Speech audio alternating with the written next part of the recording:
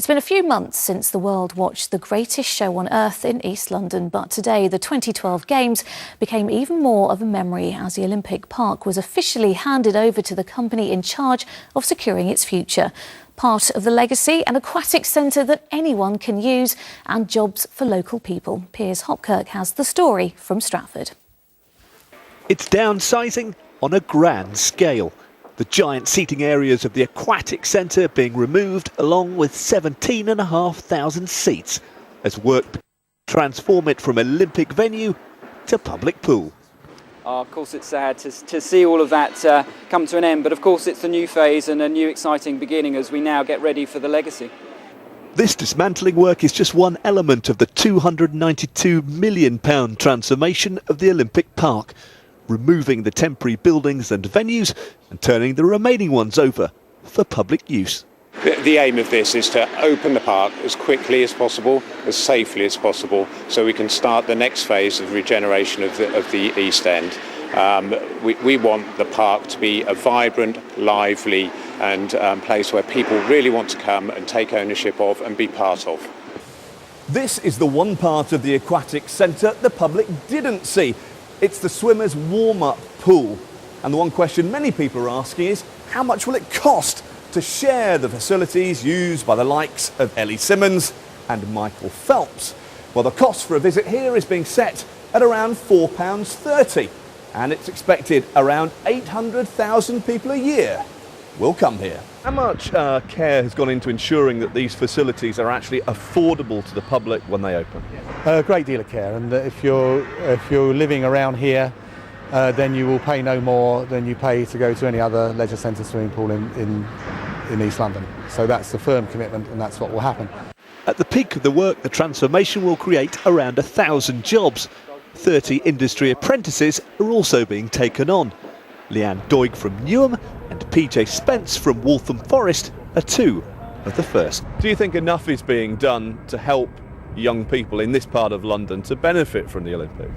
Right now I think there's a lot of opportunities for young people. There's a lot of different types of apprenticeship schemes going out for people that live around the area of London. I've been working with there's about 30 people starting this apprenticeship, and they're all from the boroughs of around the Olympic site. So right now, yeah, there's a lot of opportunities for young people.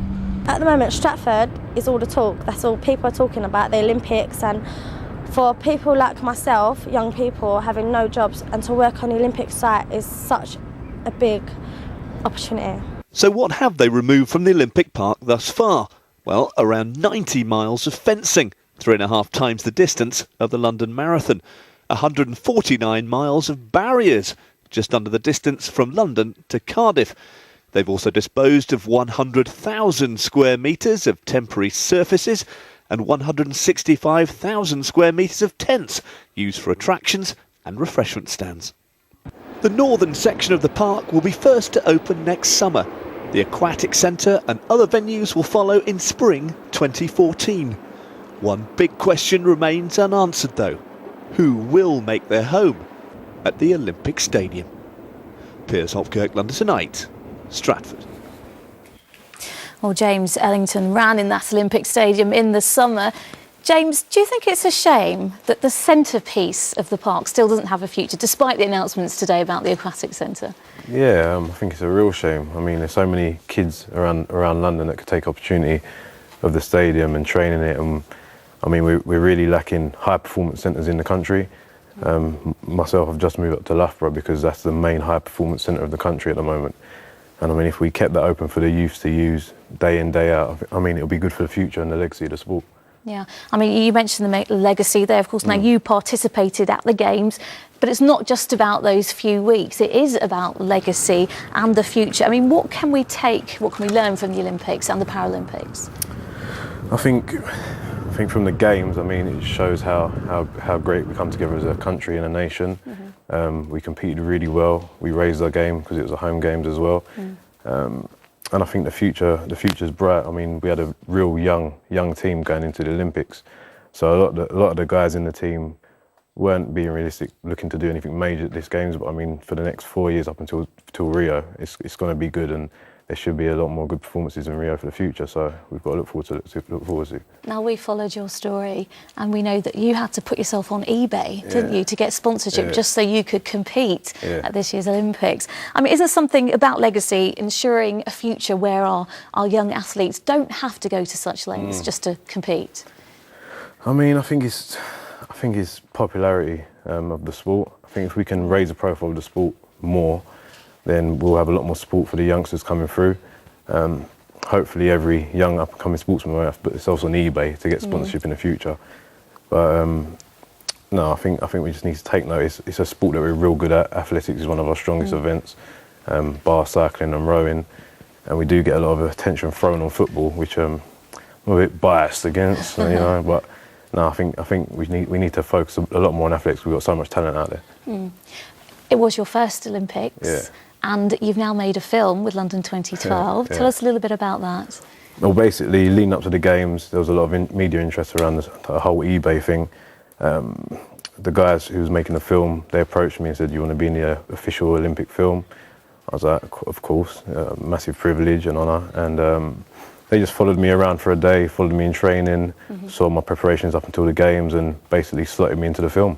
Well, let's take a little look at it now. You got 6 guys who run under 20 seconds, and you probably got about 5 to 10 guys who run 20.1, 20.0. But I reckon that could squeeze me in the final. Well, we just saw a bit of you there at the London 2012 Games. What are your plans for Rio? I've got big plans. I've just moved up to Loughborough, and so the next 4 years we've got a few major champs. We've got 2 Worlds, Europeans, Commonwealth Games, then Rio, and in 2017 we have the World Champs here again. So I think the next 5 years for any British athlete, it's a big thing. We've got a lot of big events to look forward to, and I'm looking forward. I'm in a new training regime. I'm feeling really fit at the moment. It's already been 3-4 weeks I've only been at training, so I think next year should be a good year, and I'm just going to keep building on top of that for Rio. Okay. Well, listen, James, thank you so much for joining us this evening. We wish you luck in the future. We will be following your progress. Thank you. Thank you. Well, if you want to see more clips from James's new Olympic film, head to our website, itv.com/London.